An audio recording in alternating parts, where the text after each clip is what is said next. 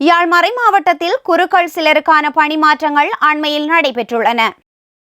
அருட்தந்தை ஜெரோ செல்வநாயகம் அவர்கள் யாழ் மறைக்கோட்ட முதல்வராகவும் பேராலய பங்கு தந்தையாகவும்,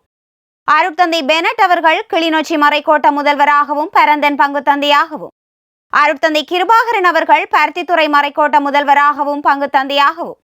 அருட்தந்தை தயாபரன் அவர்கள் கொழும்புத்துறை புனித பிரான்சிஸ் சவேரியார் உயர் குருத்துவ கல்லூரி அதிபராகவும், அருட்தந்தை டியூக் வின்சென்ட் அவர்கள் யாழ் மறைமாவட்ட மறைக்கல்வி நிலைய இயக்குநராகவும், அருட்தந்தை நீக்லஸ் அவர்கள் யாழ் புனித அடைக்கலை அன்னை ஆலய ஆன்மீக குருவாகவும் நியமனம் பெற்றுள்ளனர்.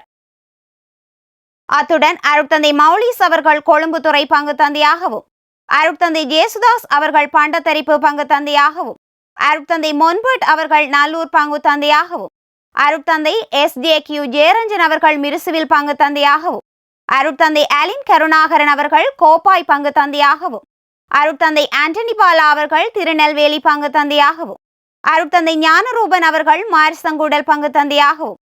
அருட்தந்தை சகாயநாயகம் அவர்கள் சுண்டுக்குழி பங்கு தந்தையாகவும், அருட்தந்தை ஜேம்ஸ் அவர்கள் பாசையூர் பங்கு தந்தையாகவும், அருட்தந்தை விஜிண்டஸ் அவர்கள் கரவெட்டி பங்கு தந்தையாகவும்,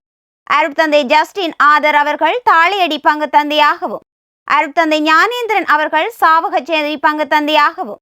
அருட்தந்தை சார்ல்ஸ் ஜஸ்டின் அவர்கள் ஊர்காவற்துறை பங்கு தந்தையாகவும் நியமனம் பெற்றுள்ளனர். மேலும் அருட்தந்தை ஜோன் கனீசியஸ் அவர்கள் உருத்திரபுரம் பங்கின் பதில் பங்கு தந்தையாகவும், அருட்தந்தை ரெனால்ட் அவர்கள் சுன்னாகம் பங்கின் பதில் பங்கு தந்தையாகவும், அருட்தந்தை கமல்ராஜ் அவர்கள் பேராலய உதவி பங்கு தந்தையாகவும்,